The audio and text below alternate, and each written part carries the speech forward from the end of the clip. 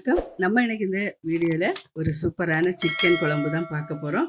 இந்த சிக்கன் குழம்பு இட்லி, தோசை, அப்பம், இடியாப்பம் எல்லாத்துக்கும் வச்சு சாப்பிட்றதுக்கு சூப்பராக இருக்கும். சாதத்துக்கும் நல்லா இருக்கும். இதை நான் எப்படி செஞ்சேன்னு பார்க்கலாம். அதுக்கு முன்னாடி நம்ம சேனலை நீங்கள் இது வரைக்கும் சப்ஸ்கிரைப் பண்ணலாம், சப்ஸ்கிரைப் பண்ணி வச்சுக்கோங்க. வாங்க வீடியோக்குள்ளே போகலாம். இந்த சுவையான சிக்கன் குழம்பு பண்ணுறதுக்கு நான் மசாலா எடுத்து வச்சுருக்கேன். இதை வறுத்து எடுத்துக்கலாம். 3 டீஸ்பூன் கொத்தமல்லி எடுத்திருக்கேன், 1 டீஸ்பூன் சோம்பு, 1 டீஸ்பூன் சீரகம், 3 டீஸ்பூன் மிளகு, 1 ஸ்டார் பூ 1, கொஞ்சமாக கல்பாசி, 3 ஏலக்காய், 3 கிராம்பு, கொஞ்சமாக பட்டை, 8 காஞ்ச மிளகாய் எடுத்திருக்கேன், அதையே சேர்த்துக்கலாம். 6 முந்திரி பருப்பு, 6 பாதாம், அதை 2ஆக சேர்த்துக்கலாம். இதோட 1 கொத்து கருவேப்பிலை அதையும் சேர்த்துக்கலாம். அடுப்பை நல்லா கம்மியாகவே வச்சுட்டு இதில் எண்ணெய் எல்லாம் நம்ம சேர்க்கக்கூடாது. எண்ணெய் சேர்க்காமலே இதை வறுத்து எடுத்துடலாம். இந்த காஞ்ச மிளகாய் ரொம்ப காரம் இருக்குது, அதனால் நான் 8 சேர்த்துருக்கேன். நீங்கள் எந்த அளவு காரம் எடுப்பீங்களோ அந்த அளவுக்கு கணக்கு பண்ணி நீங்கள் காரம் சேர்த்துக்கோங்க. இப்போ முந்திரி பருப்பு இதில் சேர்த்துடலாம். அதோட சேர்த்து இதையும் கொஞ்சம் வதக்கி எடுத்துக்கிடுவோம். வறுத்து 1 கைப்பிடி அளவு தேங்காய் அதையும் இது கூட சேர்த்துக்கிடுவோம். இதையும் கொஞ்சம் நல்லா வறுத்து எடுத்துடலாம். இப்போ இந்த அளவு வறுத்தது போதும், ஆஃப் பண்ணிடலாம். இதை ஆற வச்சுட்டு பொடிக்கலாம்.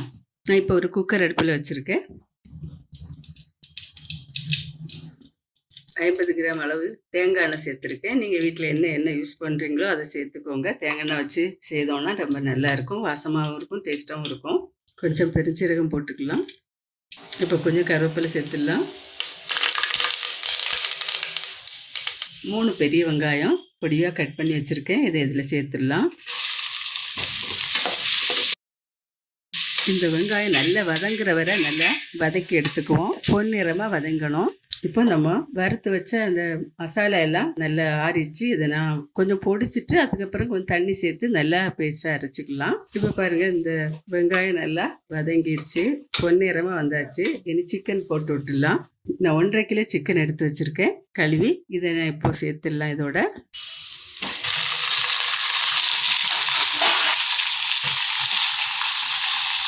இந்த எண்ணெயிலே நல்லா வதக்கிக்கலாம்.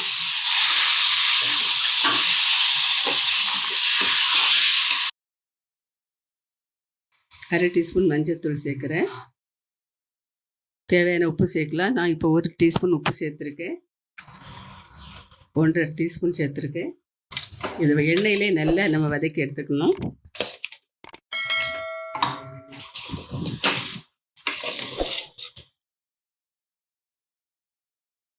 கொஞ்சம் வதங்கட்டும். இப்போ சிக்கனை நல்லா வதக்கிட்டு இருக்கோம். கலர்லாம் சேஞ்ச் ஆகிருக்கு பாருங்கள். இன்னும் 2 நிமிஷம் கூட இதை நல்லா எண்ணெயிலே வதக்கிக்கலாம். கொஞ்சம் வதங்கட்டும்.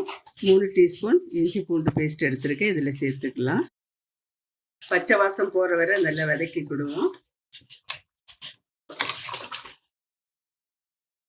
கொஞ்சம் கருவேப்பிலை போட்டு பச்சை வாசம் போட்டோம். மசாலா அரைச்சி வச்சு இது இருக்கட்டும். மீடியம் சைஸில் 4 தக்காளி பழம் கட் பண்ணி வச்சுருக்கிறேன், இதில் சேர்த்துடலாம். இஞ்சி பச்சை வாசம் போயிடுச்சு. எண்ணெயிலே வதக்கி பண்ணும்போது ரொம்ப டேஸ்ட்டாக இருக்கும் சிக்கன். இதோட தக்காளியும் அப்படி வதங்கட்டும். இப்போ தக்காளி போட்டு வதங்கினது போதும். இதில் மசாலா சேர்த்து விட்டுலாம். மசாலா சேர்த்துடுறேன். இப்போ நல்லா கலந்து விட்டுடலாம். கறி வதக்கும் போதே நம்ம உப்புத்தூள் சேர்த்தோம், தேவையான அளவு உப்பு சேர்த்துக்கணும். இதில் பார்த்துட்டு சேர்த்துக்கலாம். இப்போ இதோட 1 டேபிள் ஸ்பூன் காஷ்மீரி சில்லி தூள் சேர்க்குறேன். இது கலருக்காக. ஏன்னா கலந்து விட்டுடலாம். இன்னும் இதில் தண்ணி சேர்க்கல. எண்ணெயில் இந்த மசாலா எல்லாம் கொஞ்சம் வதங்கிடட்டும். கொஞ்சம் வெந்த பிறகு தண்ணி சேர்த்துக்கலாம். 2 ஸ்பூன் தயிர் சேர்க்குறேன், கலந்து விட்டுடலாம். மூடி வச்சிடலாம். 1 நிமிஷம் மூடி இருக்கட்டும். இப்போ இதுக்கு தேவையான தண்ணியை சேர்த்துடலாம். ஜார் கழுவின தண்ணி எல்லாம் சேர்த்து நல்லா கலந்து விட்டுடலாம். அடுப்பை கூட்டி வச்சிடலாம். அதனால்